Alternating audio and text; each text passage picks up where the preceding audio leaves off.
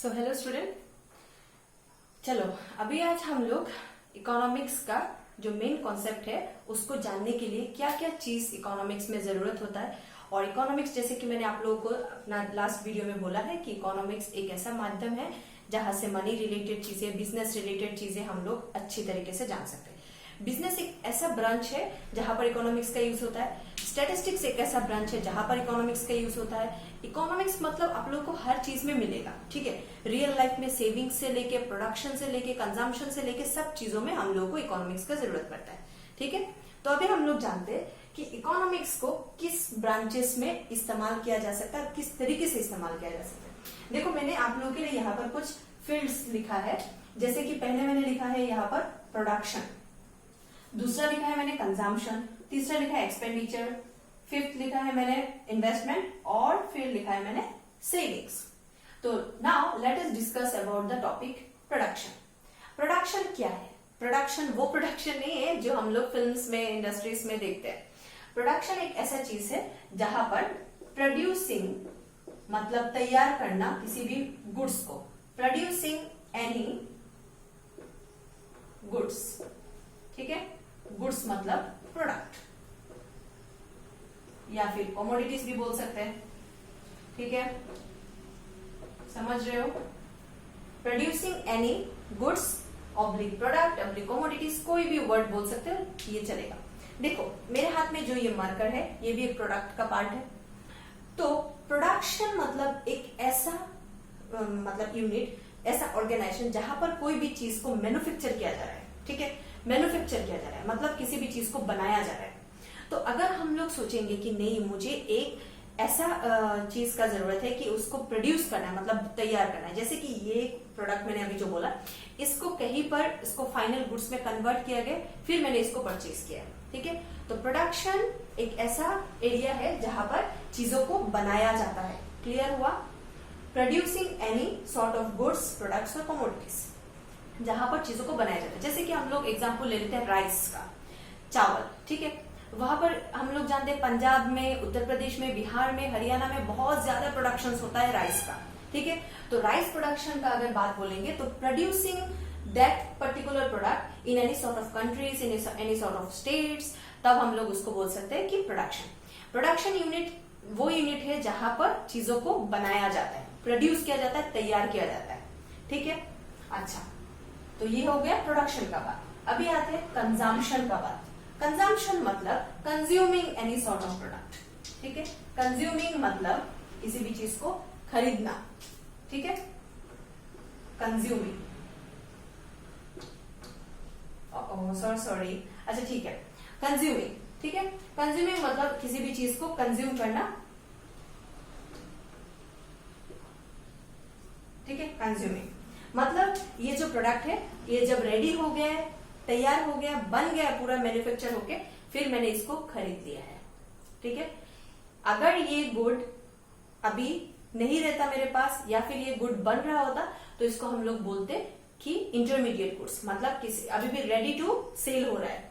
लेकिन जब वो गुड पूरा तैयार हो जाएगा, रेडी हो जाएगा, तब उसको फाइनल गुड्स बोलेंगे। तो जब एक प्रोडक्ट तैयार होने के कगार में होता है तब उसको प्रोडक्शन बोला जाता है, प्रोड्यूसिंग एनी गुड्स।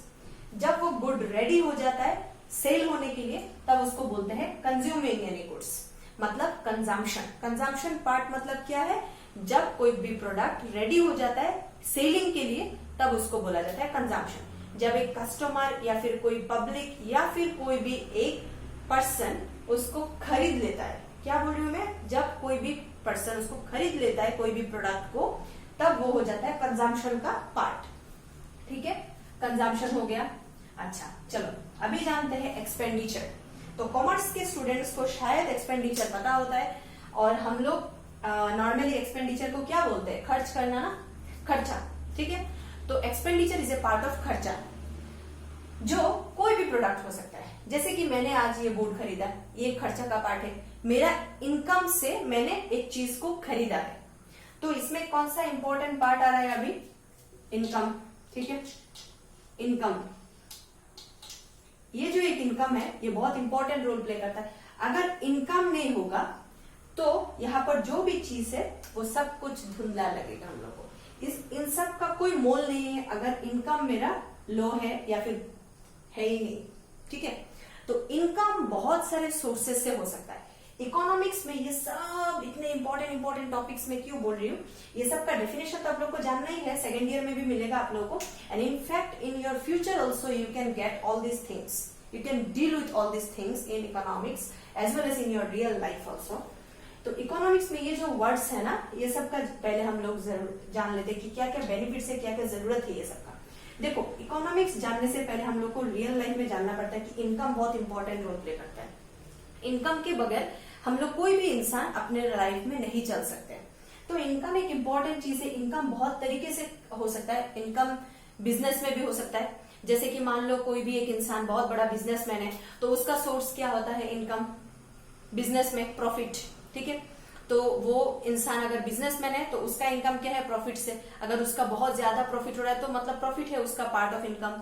अगर कोई इंसान लेबर है, वो डेली सुबह जा रहा है एज ए मतलब एम्प्लॉय, एज ए लेबर, वो जाके वहां पर काम कर रहा है और रात होते होते उसका काम खत्म, उसको मालिक पैसा दे देता है, तो वो हो जाता है आपका वेजेस का पार्ट। वेजेस मतलब डेली इनकम। ठीक है, सैलरी जो मंथली इनकम में आता है, हर महीने हम लोगों को एज ए पैसा मिलता है, वो है होता है सैलरी।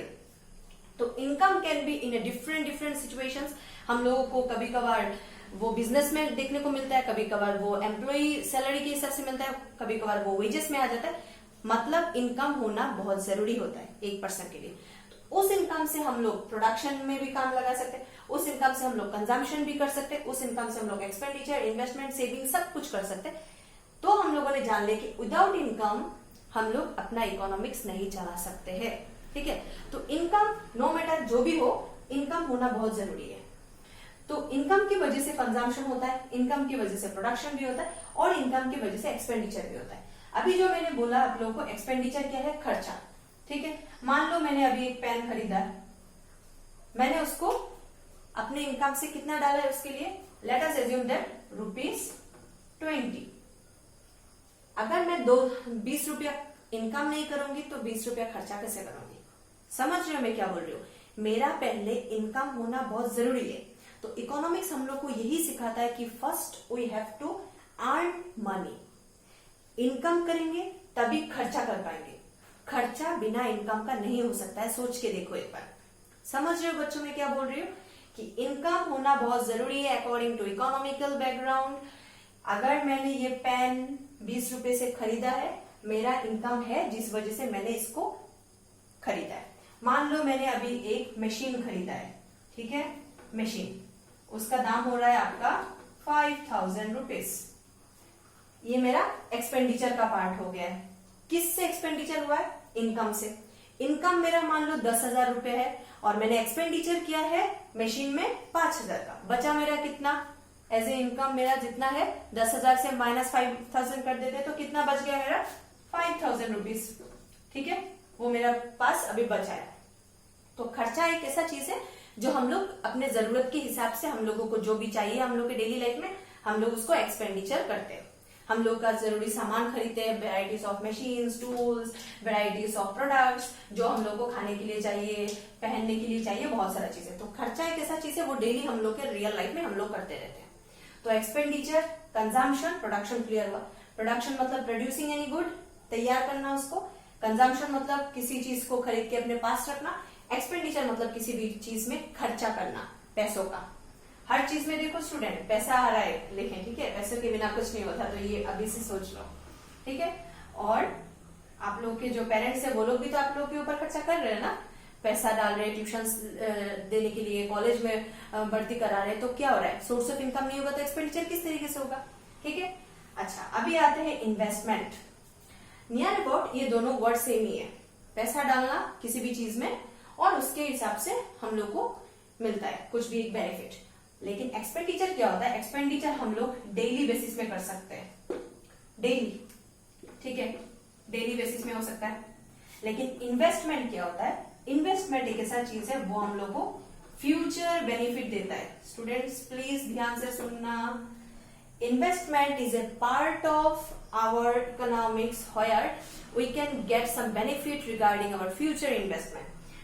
Investment एक huge amount amount of money हम लोग किसी भी चीज में अगर इन्वेस्ट करेंगे, तब उस इन्वेस्टमेंट से फ्यूचर में क्या बेनिफिट आ रहा है वो हम लोग का इन्वेस्टमेंट का पार्ट होता है। इन्वेस्टमेंट एक ऐसा चीज है जो फ्यूचर बेनिफिट देता है, ठीक है। अभी फिलहाल के लिए मैंने एक मशीन खरीद लिया, वो मुझे धीरे धीरे बेनिफिट देता जाएगा इन फ्यूचर।